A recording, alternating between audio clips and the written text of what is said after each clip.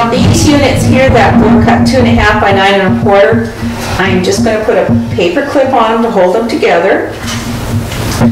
And then we also need to take our long strip here that we cut in the very beginning, and we're going to cut this up into 2.5 by 2 9 1/4 inch strips here.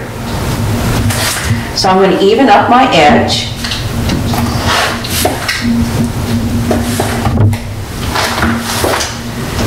And I'm going to go 9 1/4.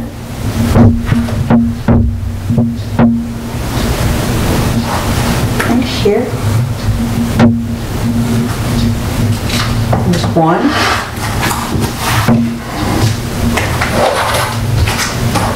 And 2. I'm also going to put a paper clip on each one of these to hold them in place. And these rectangular pieces will be used for the border. So we've got 1, 2, 3, 4 stacks here that you will cut each time. You should have when you layer your fabrics together. These will go into bag 2 cut. Okay, so that was demonstrating cutting with the light fabrics, and you will repeat the same process with your dark fabrics. Now what we're going to do is a quick demo of how to cut out your foundation papers. And they are on the newspaper sheets included in your pattern. And on page 1 of your pattern, it always tells you the number of sheets of foundation papers included in your pattern. And there's this numbering on each sheet. This one says NP 114. And on the first page of your pattern, it'll always tell you the number of sheets of paper that are included in the pattern. So NP 114, there's 8 pages, so be sure to count, make sure there's 8 pages. If for some reason a page is missing, just call or email Judy Niemeyer's website and they will send you another page. Don't worry about that. But we've counted today and we had 8 pages.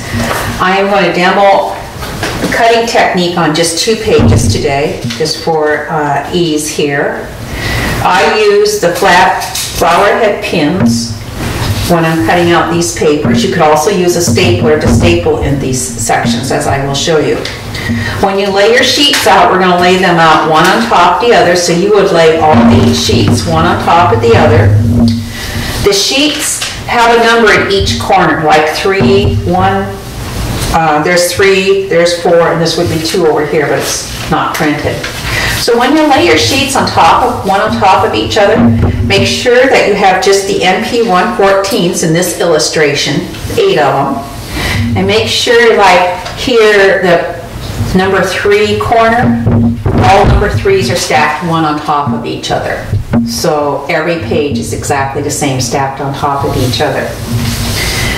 Now what I'm going to do is take my flat flower head pins, and I'm just going to find a corner here, and I'm going to put the pin through the corner. The purpose of doing this is to make sure we have the papers precisely stacked one on top of each other.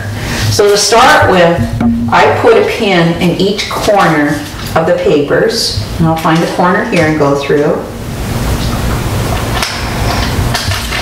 And then I'll come over to this edge over here and do the same thing. You would be doing this to all 8 papers stacked one on top of each other. And this is a very quick and easy way of cutting out your foundation papers rather than page by page. So after I've got all 4 corners, just kind of shake them, make sure they're nice and aligned. And now I'm going to put a pin in each of the sections to be cut out here. Make sure it's nice and stacked one on top of each other. Now these are fairly large units here, so I'm actually going to put 2 pins on each one, because we don't want any shifting or moving when we're cutting. And there's a middle one here, so I'm going to put one here and one there Doesn't matter how you place them, if you want to go side to side or the other edge to top to bottom or side to side, doesn't matter. But on smaller sections of paper, it would only be necessary to put one pin. So you would have all 8 of these done. So now you have all 8, I have 2. Now we're going to take our rotary cutter and we're going to start cutting them apart. I like to cut my long edges first, and we cut about 1/8 of an inch to 1/16 of an inch outside of the dark exterior line right here. So you just start cutting and trim away the excess paper, about 1/8 of an inch, 1/8 of an inch, 1/16 of an inch. And I'm going to go down my sides.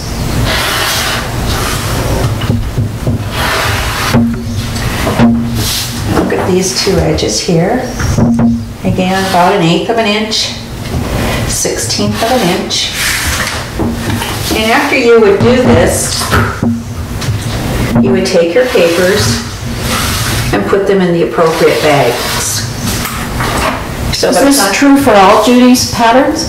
As far as I know, Lorraine. So once you're completed with cutting the papers and the fabric, each bag would contain the fabric and papers necessary to complete that unit. So you could pick up a bag and work on it without scrambling around and looking for the papers or the fabric to do that bag. It's very, very well organized. So what we're going to do here is we're going to finish this off. So it makes her patterns conducive to doing sew, put away, when you have time sew.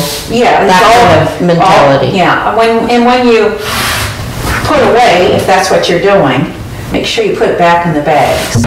I've seen people not do that and then try to pick it up and they're a little bit lost. So now what I'm going to do is just remove the pins and stack my units that I've cut out one on top of each other. And when we're done, we are going to clip them together. You can clip them together either with a paper clip, or if you've got a lot of papers, you could use a clamp. So I'm just going to use a paper clip today, just to paper clip these together. So again, that they're not all scattered throughout the bag.